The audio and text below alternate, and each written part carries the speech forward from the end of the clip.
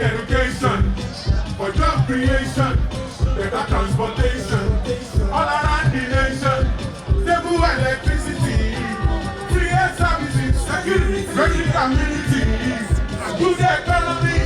All I need to know, oh, na the answer, oh, all I need to know, na the answer, 2023 presidency, na the answer, oh, all I need to know.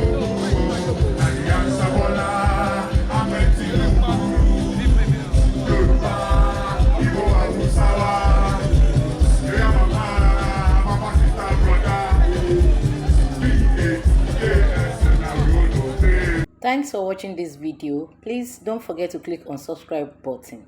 Kindly comment and share.